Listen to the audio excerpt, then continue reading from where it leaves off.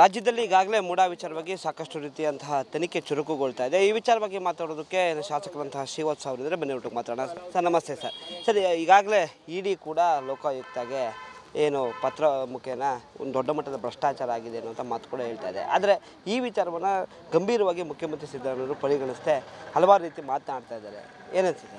ಅಲ್ಲ, ಮುಖ್ಯಮಂತ್ರಿಗಳು ಗಂಭೀರವಾಗಿ ಪ್ರಾರಂಭದಲ್ಲೇ ಪರಿಗಣಿಸಿದರೆ ಇಷ್ಟೆಲ್ಲ ಅನಾಹುತ ಆಗ್ತಾನೆ ಇರಲ್ಲ. ಕರ್ನಾಟಕದ ಮರ್ಯಾದೆ ಇಡೀ ದೇಶದಲ್ಲಿ ಹೋಗ್ತಿರಲಿಲ್ಲ. ಅವ್ರು ಗಂಭೀರವಾಗಿ ಪರಿಗಣಿಸದ ಕಾರಣವೇ ಇವತ್ತು ಈ ಹಂತಕ್ಕೆ ಬಂದಿರೋದು. ಭೈರತಿ ಸುರೇಶ್ ಅವರ ಉಡಾಫೆ ಕಾರಣಕ್ಕೆ ಇವತ್ತು ಮುಖ್ಯಮಂತ್ರಿಗಳು ಸಿಗಾಕೊಂಡಿರೋದು.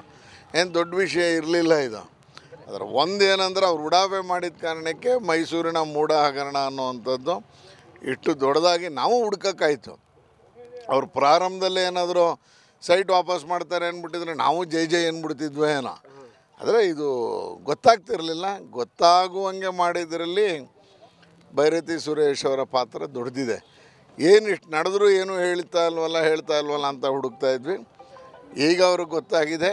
ಈಗ ಇಡೀ ತನಿಖೆಯಲ್ಲೂ ಎಲ್ಲ ಭ್ರಷ್ಟಾಚಾರವು ಹೊರಗೆ ಬರುವಂಥ ಸಾಧ್ಯತೆಗಳಿದೆ.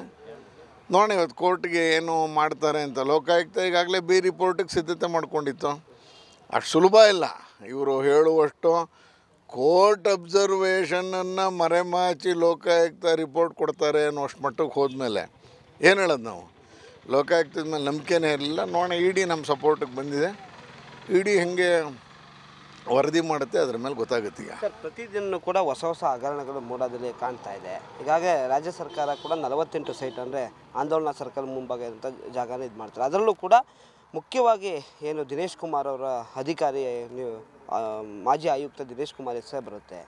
ಅವ್ರದ್ದೇ ಶಾಸಕರು ಹೇಳ್ತಾರೆ ಇದೇ ಅಧಿಕಾರಿ ಈ ರೀತಿಯ ಕೆಲಸ ಮಾಡಿದ್ದಾರೆ ಅಂತೇಳಿ. ಆದರೂ ಕೂಡ ಕ್ರಮ ಇಲ್ವಲ್ಲ ದಿನೇಶ್ ಕುಮಾರ್ ಮೇಲೆ, ಯಾಕೆ ಅಂತೇಳಿ?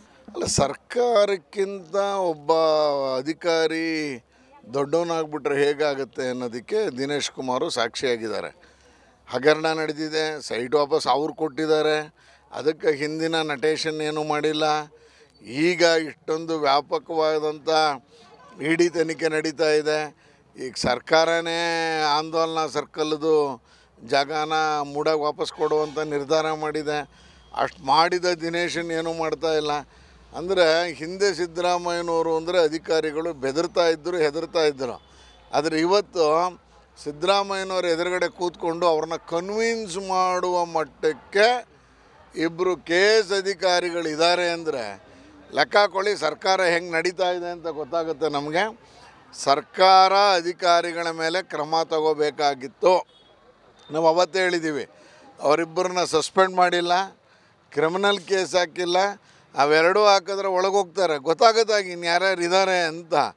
ದಿನೇಶ್ ಕುಮಾರ್ ಮಾಡಿರುವಷ್ಟು ಯಾರಾದರೂ 30-40 ಸೈಟನ್ನು ಆಂದೋಲನ ಸರ್ಕಲಲ್ಲಿ 14,20,20,000ಕ್ಕೆ ಮಾರಾಟ ಮಾಡ್ತಾರೆ ಅನ್ನುವಷ್ಟು ಮಟ್ಟಿಗಾದರೆ ಇವತ್ತಲ್ಲಿ 1 ಕೋಟಿ ರೂಪಾಯಿ ಇದೆ, ಕೆಲವು ಕಡೆ 1.25 ಕೋಟಿ ಇದೆ ಅಂತ ಬರ್ತಾಯಿದೆ. ಅದನ್ನು 14 ಲಕ್ಷಕ್ಕೆ ಕೊಟ್ಟಿದ್ದೀನಿ ಅಂತ ಸೇಲ್ ಡೀಡ್ ಮಾಡುವಷ್ಟು ಮಟ್ಟಿಗೆ ಒಬ್ಬ ಕಮಿಷನರ್ ಹೋಗಿರೋದು ದುರ್ದೈವ. ಅದಕ್ಕೆ ನಾವು ಹೇಳಿದ್ವಿ, ಈ ಕಮಿಷನರೇ ಸರ್ಕಾರದಲ್ಲಿ ಎಲ್ಲರಿಗಿಂತ ಪ್ರಭಾವಿ. ಅವ್ರು ಹೇಳ್ದಂಗೆ ಭೈರತಿ ಸುರೇಶ್ ಕೇಳ್ತಾ ಇದ್ದಾರೆ, ಅವ್ರು ಹೇಳ್ದಂಗೆ ಮುಖ್ಯಮಂತ್ರಿಗಳ ಸಚಿವಾಲಯ ಕೇಳ್ತಾ ಇದೆ. ಇವತ್ತು ದಿನೇಶ್ ಕುಮಾರ್ನ ಸಸ್ಪೆಂಡ್ ಮಾಡಿದ್ರು, ವಾಪಸ್ ತಗೊಂಡ್ರು. ಇವತ್ತು ವಾಪಸ್ಸಿನ ಯಾತಕ್ಕಾಗಿ ಸಸ್ಪೆನ್ಷನನ್ನು ವಾಪಸ್ ತೊಗೊಂಡಿದ್ದೀವಿ ಅನ್ನೋ ಪ್ರತಿಭೆ ಸಿಗ್ತಾ ಇಲ್ಲ. ಹುಡುಕಾಡ್ತಿದ್ದೀವಿ ಬೆಂಗಳೂರಲ್ಲಿ, ಸಿಗ್ತಾ ಇಲ್ಲ ನಮಗೆ. ಕೋರ್ಟ್ಗೆ ಹೇಳ್ಬಿಟ್ಟಿದ್ದಾರೆ ವಾಪಸ್ ತೊಗೊಂಡಿದ್ದೀವಿ ಅಂತ. ಈ ರೀತಿಯಲ್ಲಿ ಅಧಿಕಾರಿಗಳೇ ಈ ಸರ್ಕಾರವನ್ನು ಹಿಡಿತದಲ್ಲಿ ಇಟ್ಕೊಂಡಿದ್ದಾರೆ.